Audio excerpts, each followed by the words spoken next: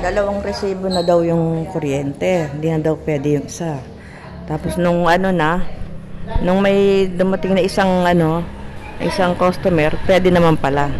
Kaya hindi sila fair. Pagkakilala nila yung magbabayad ng kuryente, pwede na yung isang resibo. Hindi pwede yung pagka iba ang magbabayad, hindi pwede na hindi bayaran yung isa. Kailangan bayaran na kaagad.